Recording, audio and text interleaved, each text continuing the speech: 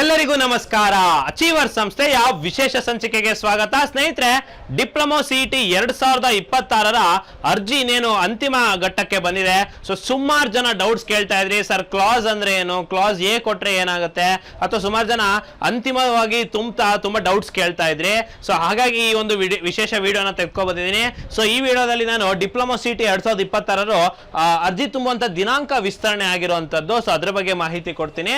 ಹಾಗೆ ಯಾವ class select ಮಾಡ್ಬೇಕು ಅನ್ನೋ ಗೊಂದಲ, ಅಕಸ್ಮಾತ್ ಬೇರೆದ್ ಮಾಡ್ಬಿಟ್ಟಿದ್ರೆ ಏನ್ ಮಾಡ್ಬೇಕು ಸರ್ ಎಡಿಟ್ ಅಂತ ಹೇಳ್ಬಿಟ್ಟು ಅದನ್ನೊಂದೇ ಆಗಿರ್ಬೋದು. ಮತ್ತೆ ಯಾವ್ಯಾವ ತಪ್ಪನ ಮಾಡಬೇಡಿ ಅರ್ಜಿ ತುಂಬತಾ, ಸೊ ದಟ್ ರ್ಯಾಂಕ್ ಅನೌನ್ಸ್ ಆಗದೆ ಇದ್ರೆ ಮುಂದಿನ ದಿನಗಳಲ್ಲಿ ಸರ್ ಏನಾಯ್ತು ಸರ್ ನಂಗೆ ಗೊತ್ತೇ ಆಗಿರೋ ಮಿಸ್ಟೇಕ್ ಆಗಿರೋದು ಆ ತರ ಹೇಳ್ಬಾರ್ದು ಅಂತ ಯಾವ ತಪ್ಪುಗಳನ್ನ ಮಾಡಬೇಡಿ ಅಂತಾನು ಕೂಡ ಈ ವಿಡಿಯೋದಲ್ಲಿ ಹೇಳ್ತಾ ಹೋಗ್ತೀನಿ. ಸೊ ಗಮನವಿಟ್ಟು ಕೇಳಿ.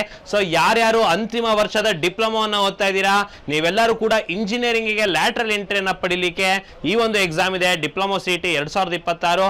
ಸರ್ ಇಲ್ಲ ಸರ್ ನಾನು ಡಿಪ್ಲೊಮಾ ಮೇಲೆ ಕೆಲ್ಸಕ್ಕೆ ಹೋಗ್ತೀನಿ, ಸೊ ಇಲ್ಲ ಸರ್ ನಂಗೆ ಡೌಟ್ಫುಲ್ ಇದೆ ಜಾಯ್ನ್ ಆಗ್ತೀನೋ ಇಲ್ವೋ ಅಂತ ಅಂದೋರು ಕೂಡ ಈ ಒಂದು ಎಕ್ಸಾಮ್ಗೆ ಅರ್ಜಿ ಹಾಕಿ ಎಕ್ಸಾಮ್ ನ ಬರೀರಿ, ನಂತರದಲ್ಲಿ ಬೇಕಾದ್ರೆ ಆಪ್ಷನ್ಸ್ ಅನ್ನ ಇಟ್ಕೊಳ್ಳಿ ಅಂತ ಹೇಳ್ತಾ, ಸೊ ಡಿಪ್ಲೊಮಾ ಸಿಇಟಿ 2026 ಬಗ್ಗೆ ಮಾಡೋಣ. ಅದಕ್ಕೂ ಮುಂಚೆ ಸೊ ಸ್ನೇಹಿತರೆ, ಅಚೀವರ್ ಸಂಸ್ಥೆಯಲ್ಲಿ ಕಳೆದ 5-6 ವರ್ಷಗಳಿಂದ ಡಿಪ್ಲೊಮಾ ಸಿಇಟಿ, ಮುಂಚೆ ಅಪ್ಲೈಡ್ ಸೈನ್ಸ್ ಅಪ್ಲೈಡ್ ಮ್ಯಾಥ್ಸ್ ಎರಡೇ ಸಬ್ಜೆಕ್ಟ್ ಇತ್ತು, ಅವಾಗಿಂದನೂ ಕೂಡ ಈಗೇನು ಹೊಸ C20 ಕರಿಕಲಂ ಬಂದಿದೆ ಅಲ್ಲಿ ತನಕನೂ ಕೂಡ ನಮ್ಮಲ್ಲಿ ಡಿಪ್ಲೊಮಾ ಸಿಇಟಿ ಅದ್ಭುತವಾಗಿ ರ್ಯಾಂಕಿಂಗ್ ಅನ್ನ ತಗೋ ಬಂದಿರುವಂತದ್ದು.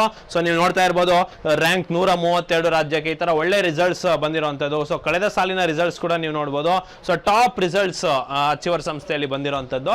ಸ್ನೇಹಿತರೆ, ಇದು ಅಧಿಕೃತವಾಗಿ 2 ಏಪ್ರಿಲ್ 2026 ಬಂದಂತ ಕೆಇ ಇಂದ ಗೆಜೆಟ್ ಏನಂತ ಹೇಳ್ತಾ ಇದೆ ಅಂದ್ರೆ 2026ನೇ ಸಾಲಿನ ಅಥವಾ ಏನು ಎರಡನೇ ವರ್ಷ ಅಥವಾ 3ನೇ ಸೆಮಿಸ್ಟರ್ ಇಂಜಿನಿಯರಿಂಗ್ಗೆ ಡೈರೆಕ್ಟ್ ಆಗಿ ಏನು ಲ್ಯಾಟ್ರಲ್ ಎಂಟ್ರಿ ಅಂತ ಪಡ್ಕೊಳ್ತಾರಲ್ವಾ, ಸೊ ಅವರಿಗೆ ಇರುವಂತಹ ಡಿಪ್ಲೊಮಾ ಸಿಇಟಿ ಅಭ್ಯರ್ಥಿಗಳ ಅರ್ಜಿಯನ್ನ 10 ಏಪ್ರಿಲ್ 2026 ರಾತ್ರಿ 11:59 ತನಕ ನೋಂದಣಿ ಮಾಡೋಕೆ ಮೂಲಕ ತಿಳಿಸಲಾಗಿದೆ.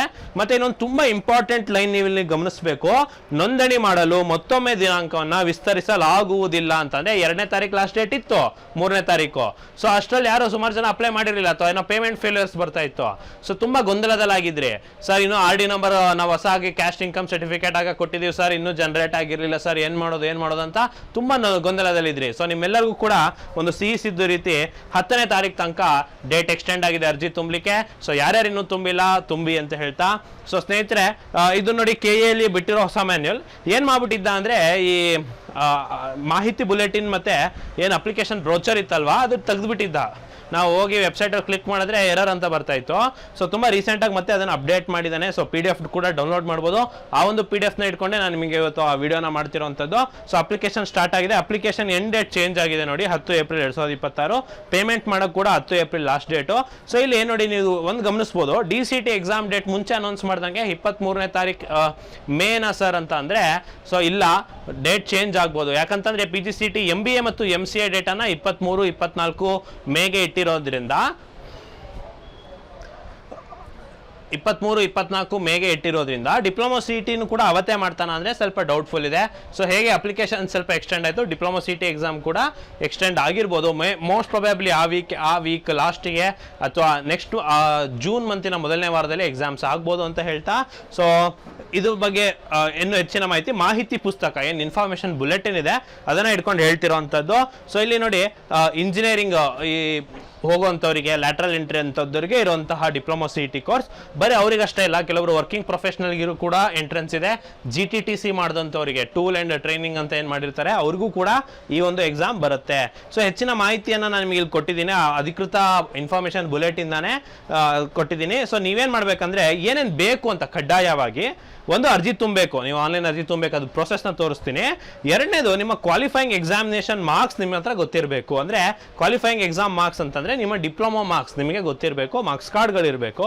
ಸೊ ಜೊತೆಗೆ ಸ್ಟಡಿ ಸರ್ಟಿಫಿಕೇಟ್ ಅನ್ನು ಹೊಂದಿರಬೇಕು. ಸುಮಾರು ಜನಕ್ಕೆ ಈ ಡೌಟ್ಸ್ ಇತ್ತು, ಸೈಬರ್ ಅನ್ನ ಹೇಳ್ತಾನೆ ಸರ್ ಇರೋಗಿ ಮಾಡಿಸ್ಕೊ ಬನ್ನಿ ಸರ್ ನಂಗೇನು ಗೊತ್ತಾಗ್ತಿಲ್ಲ ಸರ್ ಅಂತ ಹೇಳ್ತೀರಾ. ಸೊ ಸ್ಟಡಿ ಸರ್ಟಿಫಿಕೇಟ್ ಅಂತ ಅಂದ್ರೆ ಏನು ಅಂತಂದ್ರೆ ನೋಡಿ, 7 ವರ್ಷ ನೀವು ಕರ್ನಾಟಕದಲ್ಲೇ ಓದಿದ್ರಿ ಅಂತಂದ್ರೆ ನಿಮಗೆ ಕನ್ನಡ ಎಕ್ಸಾಮ್ ಇರೋದಿಲ್ಲ. ಸೊ ಕಳೆದ 7 ವರ್ಷ ಅಂದ್ರೆ ಡಿಪ್ಲೊಮೋದು 3 ವರ್ಷ, ಹಾಗೆ ಹೈಸ್ಕೂಲ್ದು 3 ವರ್ಷ, ಹಾಗೆ 7ನೇ ತರಗತಿಯಿಂದ ನೀವು ಇಲ್ಲೇ ಕರ್ನಾಟಕದಲ್ಲೇ ಓದಿದ್ದೀರಾ ಅನ್ನೋದಾದ್ರೆ ನಿಮಗೆ ಕ್ಲಾಸ್ ಎ ಅಪ್ಲೈ ಆಗುತ್ತೆ. ಒನ್ಸ್ ನೀವು ಕ್ಲಾಸ್ ಎ ಅಪ್ಲೈ ಮಾಡ್ಕೊಂಡ್ರಿ ಅಂತ ಹೇಳಿದ್ರೆ ನಿಮಗೆ ಯಾವುದೇ ರೀತಿ ಕನ್ನಡ ಪರೀಕ್ಷೆ ಇರೋದಿಲ್ಲ, ಕೇವಲ ಡಿಪ್ಲೊಮಾ ಸಿಇಟಿ ಪರೀಕ್ಷೆ ಮಾತ್ರ ಇರುತ್ತೆ. ಇಲ್ದಿದ್ದಂಥವ್ರು ಸರ್ ನಾವು ಬೇರೆ ಕಡೆ ಓದಿದ್ದೀವಿ ಅನ್ನೋ ಥರ ಆದರೆ ಅವರಿಗೆ ಕರ್ನಾಟಕದಲ್ಲಿ ಇಂಜಿನಿಯರಿಂಗ್ ಅನ್ನ ಮಾಡಲಿಕ್ಕೆ ಕನ್ನಡ ಎಕ್ಸಾಮ್ ಕೂಡ ನೀವು ಬರೀಬೇಕಾಗತ್ತೆ. ಸೊ ಆ ಒಂದು ಹಿನ್ನೆಲೆಗಾಗಿ ನಿಮಗೆ ಸ್ಟಡಿ ಸರ್ಟಿಫಿಕೇಟ್ ಅನ್ನ ಕೇಳ್ತಾರೆ. ಸೊ ನೀವು ಲಾಸ್ಟ್ ಎಲ್ಲ ಅಕಾಡೆಮಿಕ್ ಇಯರ್ ಇದನ್ನು ನೀವು ಅಪ್ಲೋಡ್ ಮಾಡ್ತಾನು ನೋಡಿರ್ತೀರಾ. ಶಿಕ್ಷಣ ನೀವು ಮೋಸ್ಟ್ಲಿ 2012-13 ಅಥವಾ 13-14ರಿಂದ ನೀವು 1ನೇ ಕ್ಲಾಸ್ ಸೇರ್ಕೊಂಡಿರ್ಬೋದು. ಸೊ 2013-14ರಿಂದ ನೀವು 1ನೇ ಕ್ಲಾಸ್ ಎಲ್ಲಿ ಓದಿದ್ದೀರಾ, 2ನೇ ಕ್ಲಾಸ್ ಎಲ್ಲಿ ಓದಿದ್ದೀರಾ, ಆ ಸ್ಕೂಲು ಅದರ ಅಡ್ರೆಸ್ಸು SATS ಇಂದ ವೆರಿಫೈ ಆಗುತ್ತೆ. ನೀವು ಕೆಲವೊಂದು ಸ್ಕೂಲ್ಗಳು ವೆರಿಫೈಡ್ ಇಲ್ದಿರೋಂಥದ್ದು ನೀವು ಮ್ಯಾನ್ಯಲ್ ಆಗಿ ಎಂಟ್ರಿ ಮಾಡಬೇಕಾಗತ್ತೆ. ಅದನ್ನ ಮುಂದಿನ ದಿನಗಳಲ್ಲಿ ವೆರಿಫಿಕೇಶನ್ ಅನ್ನ ಮಾಡ್ತಾರೆ. ಸೊ ಅದನ್ನೇ ನೀವು ನೋಡ್ತಿರ್ಬೋದು. ಇಲ್ಲಿ ನೋಡಿ ಕಾಲೇಜ್ ಡಾಕ್ಯುಮೆಂಟ್ ವೆರಿಫಿಕೇಶನ್ ಇದೇನು ಕೊಟ್ಟಿದ್ದಾರೆ ಅಂತಂದ್ರೆ ಸುಮಾರು ಜನ ವೆರಿಫೈಡ್ ನಾಟ್ ವೆರಿಫೈಡ್ ಕಂಟೆಂಟ್ಸ್ ಅಂತ ಬರ್ತಾ ಇದೆ ಅಪ್ಲಿಕೇಶನ್ ಮುಗಿದ್ಮೇಲೆ. ಸುಮಾರು ಜನ ಆರ್ಡೌಟ್ಸ್ ಕೂಡ ಕೇಳ್ತಾ ಇದ್ದೀರಾ. ಸೊ ನಾಟ್ ವೆರಿಫಿಕೇಶನ್ ಅಂತವ್ರಿಗೆ ಕಾಲೇಜ್ ಅನೌನ್ಸ್ ಮಾಡ್ತಾರೆ, ಅಲ್ಲಿ ಹೋಗಿ ಹತ್ತಿರದ ಸರ್ಕಾರಿ ಪಾಲಿಟೆಕ್ನಿಕ್ ಕಾಲೇಜ್ನಲ್ಲಿ ನೀವು ಅದನ್ನ ವೆರಿಫೈ ಮಾಡಿಸ್ಬೇಕಾಗತ್ತೆ. KAದವ್ರದ್ದು ಆನ್ಲೈನ್ ಇರುತ್ತೆ ವೆರಿಫಿಕೇಶನ್ ಸ್ಲಿಪ್ ಡೌನ್ಲೋಡ್ ಮಾಡುವಂಥದ್ದು, ಅದಾದ್ಮೇಲೆ ಅಡ್ಮಿಟ್ ಕಾರ್ಡ್ ಬರುವಂಥದ್ದು. ಸೊ ನೀವು ಇದನ್ನ ಗಮನಿಸಬೇಕು. ಹಾಗೆ ಕ್ಯಾಶ್ ಮತ್ತು ಇನ್ಕಮ್ ಸರ್ಟಿಫಿಕೇಟ್ ಅಪ್ಡೇಟೆಡ್ ಇರಬೇಕು. ಇದನ್ನು ಸುಮಾರು ಸಾರಿ ಹೇಳ್ತೀನಿ. ಹಾಗೆ SC ಯಾರಿದ್ದೀರಾ, ಪರಿಶಿಷ್ಟ ಜಾತಿ ಒಳ ಮೀಸಲಾತಿ ಇರೋದ್ರಿಂದ ಪ್ರವರ್ಗ A, ಪ್ರವರ್ಗ B, ಪ್ರವರ್ಗ C ಅನ್ನೋ ಹೊಸ ಒಂದು SC ಸರ್ಟಿಫಿಕೇಟನ್ನು ನೀವು ಮಾಡಿಸ್ಬೇಕಾಗತ್ತೆ. ಸೊ ಅದನ್ನೇ ಇಲ್ಲಿ ಮೆನ್ಷನ್ ಮಾಡಿರೋವಂಥದ್ದು. ಹಾಗೆ ಬೇರೆ ನೀವೇನು ಏನು ಕ್ಲೇಮ್ ಮಾಡ್ತೀರಾ ರಿಸರ್ವೇಷನ್, ಕನ್ನಡ ಮಾಧ್ಯಮ ಮಾಡ್ತೀರಾ ಅಂದರೆ ಕನ್ನಡ ಮಾಧ್ಯಮ ಸರ್ಟಿಫಿಕೇಟ್, ರೂರಲ್ ಕೋಟಾ ಮಾಡ್ತಾ ಇದ್ದೀರಾ ಅಂದರೆ ರೂರಲ್ ಕೋಟಾ. ಓಕೆ, ನೀವು ಯಾವ ರಿಸರ್ವೇಷನನ್ನು ನೀವು ಕ್ಲೇಮ್ ಮಾಡ್ತಾ ಇದ್ದೀರೋ ಅದರ ಸರ್ಟಿಫಿಕೇಟ್ ನಿಮ್ಮ ಹತ್ರ ಇರಬೇಕಾಗತ್ತೆ. ಸೊ ಇನ್ನೊಂದು ತುಂಬ ಇಂಪಾರ್ಟೆಂಟ್ ಕ್ಲಾಸ್ ಎ ನೋಡಿ. ಯಾವ ಕ್ಲಾಸು ಸರ್ ಕ್ಲಾಸ್ ಅಂತ ಕೇಳ್ತಾ ಇದೆ, ಏನಂತ ಗೊತ್ತಾಗ್ತಾ ಇಲ್ಲ ಅಂತಂದವರಿಗೆ ಇಲ್ಲಿ ಎಲ್ಲ ಕ್ಲಾಸ್ದು ನಾನು ಹಾಕೋ ಬಂದಿದ್ದೀನಿ. ಜಸ್ಟ್ 1-2-3 ನೋಡಿ ಹೇಳ್ತೀನಿ ನೋಡಿ. So the candidate should have studied and passed in 1 or more government recognized education institute located in state of Karnataka for a minimum period of 7 academic years commencing from first standard to final year diploma as of 1st July of year in which entrance test is held. Must have appeared in past either SSLC or diploma from Karnataka state. ಅಂದರೆ ಇದೇನು ಹೇಳ್ತಾ ಇದೆ ಅಂದರೆ ನಾನು ನಿಮಗೆ ಹೇಳ್ದಂಗೆ 7 ಶೈಕ್ಷಣಿಕ ಸಾಲುಗಳಲ್ಲಿ ನೀವು ಕರ್ನಾಟಕದಲ್ಲೇ ಇರಬೇಕಾಗತ್ತೆ. ಸೊ ಅಂಥವ್ರಿಗೆ ಕ್ಲಾಸ್ ಎ ಅಪ್ಲೈ ಆಗುತ್ತೆ. ಸೊ ಕ್ಲಾಸ್ ಎ ಅಪ್ಲೈ ಆದವರು ಯಾವ್ಯಾವ ಡಾಕ್ಯುಮೆಂಟ್ಸ್ ಕೊಡಬೇಕಂದ್ರೆ ಒಂದು SLC ಮಾರ್ಕ್ಸ್ ಕಾರ್ಡ್, ಇನ್ನೊಂದು ಡಿಪ್ಲೊಮೋದು ಎಲ್ಲ ಸೆಮಿಸ್ಟರ್ನ ಮಾರ್ಕ್ಸ್ ಕಾರ್ಡ್, ಹಾಗೆ ಸ್ಟಡಿ ಸರ್ಟಿಫಿಕೇಟಿಗೆ ಕಾಲೇಜ್ನ ಪ್ರಿನ್ಸಿಪಲ್ ಜೊತೆಗೆ BO ಸೈನ್ ಕೂಡ ಆಗಿರಬೇಕಾಗತ್ತೆ. ರೂರಲ್ ಕೋಟಾ ಮೆನ್ಷನ್ ಮಾಡಿದರೆ ರೂರಲ್ ಸರ್ಟಿಫಿಕೇಟ್, ಕನ್ನಡ ಮಾಧ್ಯಮ ಮೆನ್ಷನ್ ಮಾಡಿದರೆ ಕನ್ನಡ ಮಾಧ್ಯಮದ ಸರ್ಟಿಫಿಕೇಟ್, ಹಾಗೆ SC ST OBC ಏನಾದ್ರು ಮೆನ್ಷನ್ ಮಾಡಿದ್ರೆ ಆ ಪರ್ಟಿಕ್ಯುಲರ್ ಕ್ಯಾಸ್ಟ್ ಮತ್ತು ಇನ್ಕಮ್ ಸರ್ಟಿಫಿಕೇಟ್ ಅನ್ನ ನೀವು ಮೆನ್ಷನ್ ಮಾಡಬೇಕು. ಸೊ ಇಷ್ಟು ನೀವು ಕೊಟ್ರೆ ನಿಮಗೆ ಯಾವುದೇ ರೀತಿ ಕನ್ನಡ ಪರೀಕ್ಷೆ ಇರೋದಿಲ್ಲ. ನಿಮಗೆ ನೇರವಾಗಿ ಸಾಮಾನ್ಯವಾಗಿ ಯಾರು ಕನ್ನಡದಲ್ಲಿ ಅಭ್ಯರ್ಥಿಗಳಿರ್ತೀರಾ ನೀವೆಲ್ಲರಿಗೂ ಕೂಡ ಕ್ಲಾಸ್ ಏನೇ ಬರ್ತದೆ, ನೀವು 7 ಅಕಾಡೆಮಿಕ್ ಇಯರ್ಸ್ ಕರ್ನಾಟಕದಲ್ಲೇ ಓದಿದ್ರೆ ಸೊ ಹಾಗಾಗಿ ಕ್ಲಾಸ್ ಏನೇ ಬರುತ್ತೆ. ಸೊ ಸುಮಾರು ಜನ ರಾಂಗ್ ಮಾಡಿ ಕ್ಲಾಸ್ B ಹಾಕ್ಬಿಟ್ಟಿದ್ದೀನಿ ಸರ್, ಏನು ಮಾಡೋದು ಅಂದರೆ ನೋಡಿ, candidate should have pass 3 year diploma with the state of Karnataka from education run or recognised by state government. Either of the parents should have studied in Karnataka for minimum period of 7 years. ಅಂದರೆ ಇಲ್ಲಿ ಆ ವಿದ್ಯಾರ್ಥಿ ಅಕಸ್ಮಾತ್ 7 ವರ್ಷ ಕರ್ನಾಟಕದಲ್ಲಿ ಓದಿಲ್ಲ ಅಂತ ಅರ್ಥ ಬರುತ್ತೆ. ಅವ್ರು ಓದಿಲ್ದಂಗೆ ಬರೀ ಡಿಪ್ಲೊಮಾ ಮಾತ್ರ ಕರ್ನಾಟಕದಲ್ಲಿ ಮಾಡಿ ಅವ್ರ ತಂದೆ ತಾಯಿಯಲ್ಲಿ ಯಾರಾದರೂ 7 ವರ್ಷ ಓದಿದ್ರೆ ಅವ್ರಿಗೆ ಕ್ಲಾಸ್ B ಬರುತ್ತೆ. ಸೊ ಅಂಥವ್ರು ನೋಡಿ study certificate of the parents ಬೇಕಾಗುತ್ತೆ ಅವರಿಗೆ. ಸೊ ಅಂದರೆ ತನ್ನ ತಂದೆ ತಾಯಿಯ ಪೇರೆಂಟ್ಸ್ನ ಸ್ಟಡಿ ಸರ್ಟಿಫಿಕೇಟ್ ಬೇಕಾಗುತ್ತೆ. ಸುಮಾರು ಜನ ಯಾರು ರಾಂಗ್ ಮಾಡಿ B ಅಂತ ಹಾಕಿದ್ದೀರಾ, ನಿಮಗೆ ಎಡಿಟ್ ಆಪ್ಷನ್ ಅಂತ ಕೊಟ್ಟಿದ್ದಾನೆ. ಸೊ ಅದನ್ನು 10ನೇ ತಾರೀಕು ತನಕ ಇರುತ್ತೆ, ಅಲ್ಲೇ ಎಡಿಟ್ ಮಾಡ್ಕೊಳ್ಳಿ. ಸೊ ಇನ್ನೊಂದ್ಸರಿ ಪೇಮೆಂಟ್ ಮಾಡಿದ್ರು ಕೂಡ ಎಡಿಟ್ ಆಗಿ ಇರೋಂತಹ ಒಂದು ಅಪ್ಲಿಕೇಶನ್ ಆಗುತ್ತೆ. ಸೊ ಹಾಗಾಗಿ ಯಾರು ಮಿಸ್ ಆಗಿ B ಹಾಕಿದ್ದೀರಾ ನೀವು A ಹಾಕಿ. ಸರ್ B ಹಾಕ್ಬಿಟ್ರೆ ಏನಾಗ್ಬಿಡುತ್ತೆ ಸರ್ ಅಂತಂದರೆ ನೀವು ಕೊಡಬೇಕಾದ ನಿಮ್ಮ ತಂದೆ ತಾಯಿ ಕರ್ನಾಟಕದಲ್ಲಿ ಓದಿರೋ 7 ವರ್ಷದ ಸ್ಟಡಿ ಸರ್ಟಿಫಿಕೇಟ್ ಪ್ರೊವೈಡ್ ಮಾಡಬೇಕಾದಷ್ಟೇ. ಸೊ ಇದನ್ನು ನೀವು ಗಮನಿಸ್ಕೊಬೇಕಾಗತ್ತೆ. ಸೊ ಅದೇ ಥರ ಕ್ಲಾಸ್ C ಇದೆ ನೋಡಿ, ನೀವು ಮದರ್ ಟಂಗ್ ಕನ್ನಡ ಇರಬೇಕು, ತುಳು ಇರಬೇಕು, ಕೊಡವ ಆಗಿರಬೇಕು, ಬೇರೆ ಭಾಷೆ ಇರಬೇಕಾಗುತ್ತೆ. ಸೊ ಅದಿದ್ರೆ ಮಾತ್ರ ನಿಮಗೆ ಈ ಥರ ಬರುತ್ತೆ. ಸೊ ನೋಡಿ ಸಾಮಾನ್ಯವಾಗಿ ಎಲ್ರಿಗೂ ಕ್ಲಾಸ್ A ಬರುತ್ತೆ. ಸೊ ಅಪ್ಲಿಕೇಶನ್ ಪ್ರೋಸೆಸ್ ಹೇಗಿದೆ ಅಂತ ಹೇಳ್ಬಿಟ್ಟು ನೋಡ್ತಾ ಹೋಗೋಣ. ಸೊ ಅಧಿಕೃತವಾಗಿ ಯೂಸರ್ ಮ್ಯಾನ್ಯಲ್ ಅನ್ನು ಕೊಟ್ಟಿದ್ದಾರೆ, ಅದನ್ನ ಎಕ್ಸ್ಪ್ಲೇನ್ ಮಾಡ್ತಾ ಇದ್ದೀನಿ. ಸೊ ಮೊದಲನೇದಾಗಿ ಡಿಜಿಲಾಕರ್ ಸ್ನೇಹಿತರೆ. ಸೊ ನಿಮ್ಮ ಮೊಬೈಲ್ ಆ್ಯಪ್ನಲ್ಲಿ ಡಿಜಿಲಾಕರ್ನ ನೀವು ಇನ್ಸ್ಟಾಲ್ ಮಾಡ್ಕೋಬೋದು. ಆ್ಯಪ್ನ ಮಾಡಿಕೊಂಡು ನಿಮ್ಮ ಫೋನ್ ನಂಬರಿಂದ ಆಧಾರ್ ಕಾರ್ಡ್ನ ನೀವು ವೆರಿಫಿಕೇಶನ್ ಮಾಡ್ಕೋಬೋದು. ಸೊ ಅಥವಾ ಡಿಜಿಲಾಕರ್ ವೆಬ್ಸೈಟಿಗೆ ಹೋಗ್ಬಿಟ್ಟು ಅಲ್ಲಿ ನೀವು ಲಾಗಿನ್ ಅಥವಾ ರಿಜಿಸ್ಟ್ರೇಷನ್ ಅನ್ನು ಮಾಡ್ಕೊಬೋದು. ಸೊ ಡಿಜಿಲಾಕರ್ ರಿಜಿಸ್ಟ್ರೇಷನ್ಗೆ ನಿಮ್ಮ ಫೋನ್ ನಂಬರ್ ಬೇಕಾಗುತ್ತೆ, ನಿಮ್ಮ ಆಧಾರ್ ಕಾರ್ಡ್ ಬೇಕಾಗುತ್ತೆ, OTP ಬೇಕಾಗುತ್ತೆ.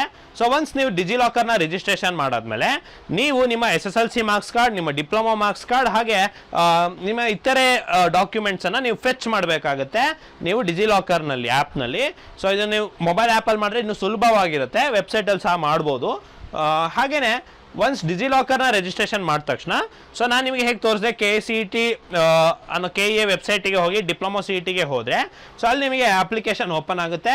ಸೊ ನಾನು ಈ ಒಂದು ಪೋರ್ಟಲ್ ತನಕ ತೋರಿಸಿದ್ದೆ ನಿಮಗೆ. ಈ ಪೋರ್ಟಲ್ನ ನಂತರದಲ್ಲಿ ಇಲ್ಲಿ ತೋರಿಸ್ತೀನಿ. ಇಲ್ಲಿ ಡಿಜಿಲಾಕರ್ ಮುಖಾಂತರ ವೆರಿಫೈ ಮಾಡಿಕೊಳ್ಳಿ ಅಂತ ಹೇಳ್ಬಿಟ್ಟಿದೆ. ಸೊ ನೀವು ಅದನ್ನು ವೆರಿಫೈ ಮಾಡಬೇಕು. ನೀವು ಅದನ್ನು ಕ್ಲಿಕ್ ಮಾಡಿದ ತಕ್ಷಣ ನಿಮ್ಮ KEA ಎಕ್ಸಾಮ್ನಲ್ಲಿ ಇದೊಂದು ಪೇಜ್ ಓಪನ್ ಆಗುತ್ತೆ. ಇಲ್ಲಿ ನಿಮ್ಮ ಆಧಾರ್ ನಂಬರ್ ಹೊಡೆದ ತಕ್ಷಣ OTP ಕೇಳುತ್ತೆ. OTP ಕೇಳಿದ ತಕ್ಷಣ ನಿಮ್ಮ ಡಿಜಿಲಾಕರ್ ಆ್ಯಪ್ ಆ್ಯಪಿಗೆ ಇಟ್ಟಿರುವಂಥ ಸೆಕ್ಯೂರಿಟಿ ಪಿನ್ನನ್ನು ಕೇಳುತ್ತೆ. ಅದನ್ನು ಕೊಟ್ಟ ತಕ್ಷಣ ಸೊ ನಿಮಗೆ ಇಲ್ಲಿ ಇಷ್ಟು ಡಾಕ್ಯುಮೆಂಟ್ಸಿಗೆ ಡಿಜಿಲಾಕರ್ನಿಂದ ಆಕ್ಸೆಸ್ ಮಾಡೋಕ್ಕೆ KA ಅವರು ಕನ್ಸೆಂಟನ್ನು ಕೇಳ್ತಾರೆ. ಸೊ ನೀವು ಓಕೆ ಅಂತ ಕಂಟಿನ್ಯೂ ಕೊಟ್ಟರೆ ನಿಮ್ಮ ರಿಜಿಸ್ಟ್ರೇಷನ್ ಸಂಪೂರ್ಣ ಆಗುತ್ತೆ. ಒನ್ಸ್ ನಿಮ್ಮ ರಿಜಿಸ್ಟ್ರೇಷನ್ ಸಂಪೂರ್ಣ ಆದ ತಕ್ಷಣ KA ವೆಬ್ಸೈಟಲ್ಲಿ ಡಿಜಿಲಾಕರ್ನಲ್ಲಿರೋ ಮಾಹಿತಿಯನ್ನು ಫೆಚ್ ಮಾಡಿಬಿಟ್ಟು ಅದು ನಿಮಗೆ ತೋರಿಸುತ್ತೆ. ನೀವು ಒನ್ಸ್ ಅದಕ್ಕೆ ಓಕೆ ಆದಮೇಲೆ ನೀವು ಪಾಸ್ವರ್ಡನ್ನು ಇಟ್ಬಿಟ್ಟು ನೀವು ಕಂಪ್ಲೀಟ್ ರಿಜಿಸ್ಟ್ರೇಷನ್ ಅಂತ ಕೊಟ್ಟರೆ ನಿಮ್ಮ ರಿಜಿಸ್ಟ್ರೇಷನ್ ಕಂಪ್ಲೀಟ್ ಆಗುತ್ತೆ. ಮತ್ತೆ ಪುನಃ ಲಾಗಿನ್ ಪೇಜಿಗೆ ಬಂದುಬಿಟ್ಟು ನೀವು ಈಗ ಲಾಗಿನ್ ಅನ್ನು ಸ್ಟಾರ್ಟ್ ಮಾಡ್ಬೋದು. ಇಷ್ಟಂಗ ನೋಂದಣಿ ಮಾಡ್ತಾ ಇದ್ರಿ, ಈಗ ಲಾಗಿನ್ ಸ್ಟಾರ್ಟ್ ಮಾಡ್ಬೋದು.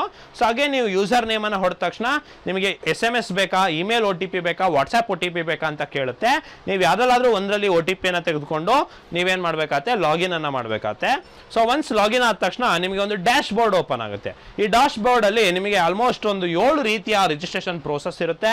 ಸೊ ಮೊದಲನೇದಲ್ಲಿ basic details, academic details, study details, reservation details, special category details, ಹಾಗೆ ಡಾಕ್ಯುಮೆಂಟ್ಸ್ ಅಪ್ಲೋಡಿಂಗ್ ಮತ್ತು ಪ್ರಿವ್ಯೂ ಮತ್ತು ಪೇಮೆಂಟ್ಗೆ ಅವಕಾಶವನ್ನು ಕೊಟ್ಟಿರ್ತಾನೆ. ಸೊ ಸ್ನೇಹಿತರೆ, ಬೇಸಿಕ್ ಡೀಟೇಲ್ಸಿಗೆ ಹೋದ ತಕ್ಷಣ ಸೊ ಫಸ್ಟ್ ಏನೇನು ಕೊಡ್ತಾರೆ ಅಂತ ಹೇಳಿದ್ರೆ ನೋಡಿ ಸ್ನೇಹಿತರೆ, ಅಕಾಡೆಮಿಕ್ ಡೀಟೇಲ್ಸ್ ಈ ಥರ ಒಂದೊಂದೇ ಸ್ಟೆಪ್ಪನ್ನು ಕೊಡ್ತಾ ಹೋಗ್ತಾರೆ. ಓಕೆ, ನಿಮ್ಮ ಪ್ರೊಫೈಲಲ್ಲಿ ಬಂದ ತಕ್ಷಣ ಏನೇನು ಕೇಳ್ತಾರೆ ಸಾಮಾನ್ಯವಾಗಿ ಅಂತಾನೆ, ನಿಮ್ಮ ಹೆಸರು ಕೇಳ್ತಾರೆ ಆಧಾರ್ ಕಾರ್ಡಲ್ಲಿರೋ ಹಾಗೆ, ನಿಮ್ಮ ಡೇಟ್ ಆಫ್ ಬರ್ತ್ ಇರುತ್ತೆ, ಇದೆಲ್ಲ ಆಧಾರ್ ಕಾರ್ಡಿಂದನೇ ಫೆಚ್ ಆಗಿರುತ್ತೆ. ನಿಮ್ಮ ಫಾದರ್ ನೇಮ್, ನಿಮ್ಮ ಮದರ್ ನೇಮ್, ನಿಮ್ಮ mobile number, date of birth, address, nationality, district, native taluk ಎಲ್ಲದನ್ನು ಕೇಳುತ್ತೆ. ನಂತರದಲ್ಲಿ ಬೇಸಿಕ್ ಡೀಟೇಲ್ಸಲ್ಲಿ ನೀವು ಯಾವ ಕ್ಲಾಸನ್ನು ತೆಗೆದುಕೊಳ್ತಾ ಇದ್ದೀರಾ ಅಂತ ಹೇಳ್ಬಿಟ್ಟು, ಈ ಕ್ಲಾಸ್ ಏನು ಅಂತ ನಾನು ನಿಮಗೆ ಎಕ್ಸ್ಪ್ಲೇನ್ ಮಾಡ್ತೀನಿ. ಹಾಗೆ ಎಷ್ಟು ವರ್ಷ ತೆಗೆದುಕೊಂಡಿದ್ದೀರಾ ಕರ್ನಾಟಕದಲ್ಲಿ ಓದಲಿಕ್ಕೆ, ಇದ್ಯಾಕೆ ಅಂತಂದರೆ ಯಾರು 7 ವರ್ಷಕ್ಕಿಂತ ಕಮ್ಮಿ ಓದಿರ್ತೀರಾ ಕರ್ನಾಟಕದಲ್ಲಿ ಅವರು ಕನ್ನಡ ಎಕ್ಸಾಮನ್ನು ಬರೀಲೇಬೇಕಾಗುತ್ತೆ. ಹಾಗೆ SSLC ಕ್ವಾಲಿಫಿಕೇಷನ್ ಬಗ್ಗೆ ಕೇಳುತ್ತೆ. SSLC ಎಕ್ಸಾಮಲ್ಲಿ ಕನ್ನಡ ಓದಿದ್ದೀರಾ ಅಂತಲೂ ಕೂಡ ಕೇಳುತ್ತೆ. ಹಾಗೆ ನಿಮ್ಮ SSLC exam details, diploma registration number ಎಲ್ಲವನ್ನ ಕೂಡ ಕೇಳುತ್ತೆ. ಸೊ ನಂತರದಲ್ಲಿ ನೀವು ನೋಡೋದಾದರೆ ಸೊ ಎಕ್ಸಾಮಿನೇಷನ್ ಡೀಟೇಲ್ಸನ್ನು ಕೇಳುತ್ತೆ, ರೆಗ್ಯುಲರ್ ಆಗಿ ಮಾಡ್ತಾ ಇದ್ದೀರಾ ಅಂತ. ಸೊ ಮುಂಚೆ ಏನಾದ್ರು DCET ಬರ್ದಿದ್ದೀರೋ ಬರ್ದಿಲ್ವೋ, ಅಕಸ್ಮಾತ್ ಬರ್ತಿದ್ರೆ ಅದರ ಡೀಟೇಲ್ಸ್ ನಂಬರು, ಹಾಗೆ ಯಾವ ಒಂದು ಕೋರ್ಸಿಗೆ ಡಿಪ್ಲೊಮೊ ಕೋರ್ಸ್ನಲ್ಲಿ ನೀವು ಮಾಡಿದ್ದೀರಾ, ಹಾಗೆ ನಿಮ್ಮ ಎಕ್ಸಾಮಿನೇಷನ್ ಸೆಂಟರ್ ಎಲ್ಲಿರಬೇಕು ಅಂತ ಹೇಳ್ಬಿಟ್ಟು ಚಾಯ್ಸಸ್ ಕೇಳುತ್ತೆ. ನೀವು ಪರೀಕ್ಷಾ ಸೆಂಟ್ರ್ 2 ಪರೀಕ್ಷಾ ಸೆಂಟ್ರನ್ನ ಆಯ್ಕೆ ಮಾಡ್ಕೋಬೋದು. ಸೊ ಹಾಗೆಯೇ ಬೇಸಿಕ್ ಡೀಟೇಲ್ಸಲ್ಲಿ ನಿಮ್ಮ SSLCದು ಅಗೇನ್ ಡೀಟೇಲ್ಡ್ ಆಗಿ ಕೇಳುತ್ತೆ. ಜೊತೆಗೆ ನಿಮ್ಮ ಸ್ಟಡಿ ಡೀಟೇಲ್ಸು, ನೀವು 1 ರಿಂದ 10ನೇ ತರಗತಿ ತನಕ ಪ್ರತಿ ವರ್ಷದ ಅಕಾಡೆಮಿಕ್ ಇಯರು ಯಾವ್ಯಾವ ಸ್ಕೂಲ್ನಲ್ಲಿ ಓದಿದ್ದೀರಾ, ಒಬ್ಬೊಬ್ಬರು ಒಂದೊಂದು ವರ್ಷ ಒಂದೊಂದು ಸ್ಕೂಲಲ್ಲಿ ಓದಿರ್ತಾರೆ, ಆ ಥರನೂ ಇರ್ತಾರೆ. ಸೊ ನೀವೇನು ಮಾಡಬೇಕು, ಪ್ರತಿ ಅಕಾಡೆಮಿಕ್ ಇಯರ್ನ ಸೆಲೆಕ್ಟ್ ಮಾಡಬೇಕು, ವರ್ಷ ಸೆಲೆಕ್ಟ್ ಮಾಡಬೇಕು, ಸ್ಕೂಲ್ ಸೆಲೆಕ್ಟ್ ಮಾಡಬೇಕು, ಡಿಸ್ಟ್ರಿಕ್ಟ್ನ ಸೆಲೆಕ್ಟ್ ಮಾಡಬೇಕು. ಈ ರೀತಿ 10ನೇ ಕ್ಲಾಸ್ ತನಕ ಕಂಟಿನ್ಯೂ ಮಾಡಬೇಕು. ಸೊ ಅದಾದಮೇಲೆ ನಿಮ್ಮ ರಿಸರ್ವೇಷನ್ ಡೀಟೇಲ್ಸ್, ಇದು ತುಂಬ ಇಂಪಾರ್ಟೆಂಟ್ ಸ್ನೇಹಿತರೆ. ನೀವು ಯಾವ ರಿಸರ್ವೇಷನ್ ಕ್ಲೇಮ್ ಮಾಡ್ತಾ ಇದ್ದೀರಾ ಅದರ ಡಾಕ್ಯುಮೆಂಟ್ಸ್ ನಿಮ್ಮ ಹತ್ರ ಇರಬೇಕಾಗತ್ತೆ. ಸೊ ಇನ್ಕಮ್ ರಿಸರ್ವೇಷನ್ ಕೇಳ್ತಾ ಇದ್ದೀರಾ, HK ರಿಸರ್ವೇಷನ್ ಕೇಳ್ತಾ ಇದ್ದೀರಾ, ಅಥವಾ ಕ್ಯಾಸ್ಟ್ ರಿಸರ್ವೇಷನ್ ಕೇಳ್ತಾ ಇದ್ದೀರಾ ಅನ್ನೋದು ನಿಮಗೆ ಗೊತ್ತಿರಬೇಕು. ಇನ್ನು ಕೆಲವೊಬ್ರು ಸ್ಪೆಷಲ್ ರಿಸರ್ವೇಷನ್ ಇರ್ತಾರೆ, ಅಂದರೆ NCC ಮಾಡಿರ್ತಾರೆ, ಅಥವಾ ಡಿಫೆನ್ಸ್ನವ್ರು ಆಗಿರ್ತಾರೆ, ಸ್ಕೌಟ್ಸ್ ಗೈಡ್ಸ್ ಆಗಿರ್ತಾರೆ, ಸ್ಪೋರ್ಟ್ಸ್ ಅವ್ರು ಇರ್ತಾರೆ. ಸೊ ಅವರೆಲ್ಲ ಆಗಿದ್ದಾರೆ ಸ್ಪೆಷಲ್ ರಿಸರ್ವೇಷನ್ನ ಮಾಡಬೇಕು. NCC ಆಗಿದೆ ಆ ಸರ್ಟಿಫಿಕೇಟ್ ನಂಬರ್ನೆಲ್ಲ ಕೇಳುತ್ತೆ. ಡಾಕ್ಯುಮೆಂಟ್ಸ್ ಅಪ್ಲೋಡ್ ಮಾಡ್ಲಿಕ್ಕೆ ಕೇಳುತ್ತೆ, ರೀಸೆಂಟ್ ಫೋಟೋ ಮತ್ತು ರೀಸೆಂಟ್ ಸಿಗ್ನೇಚರನ್ನು ನೀವು ಅಪ್ಲೋಡ್ ಮಾಡಬೇಕಾಗತ್ತೆ. ಸ್ಪೆಷಲ್ ರಿಸರ್ವೇಷನ್ ಇದ್ದವರು ಡಾಕ್ಯುಮೆಂಟನ್ನು ಅಪ್ಲೋಡ್ ಮಾಡಬೇಕಾಗತ್ತೆ. ನಂತರದಲ್ಲಿ ಪೇಮೆಂಟಿಗೆ ಹೋಗುತ್ತೆ. ಸೊ ಒನ್ಸ್ ನಿಮಗೆ ಪೇಮೆಂಟ್ ಆದರೆ ನಿಮಗೆ ಪೇಮೆಂಟ್ ಸಕ್ಸಸ್ ಆಗುತ್ತೆ. ಸೊ ಸಕ್ಸಸ್ ಆಫ್ ಫೇಲ್ಯೂರ್ ಅಂತ ಹೇಳ್ಬಿಟ್ಟು ತೋರಿಸುತ್ತೆ. ನಂತರದಲ್ಲಿ ಹೊರಗಡೆ ಬರುತ್ತೆ. ಸೊ ಈ ರೀತಿ ಒಂದು ಡಾಕ್ಯುಮೆಂಟ್ ವೆರಿಫಿಕೇಷನ್ ಪ್ರೋಸೆಸ್ ನಿಮಗೆ ಇರೋವಂಥದ್ದು.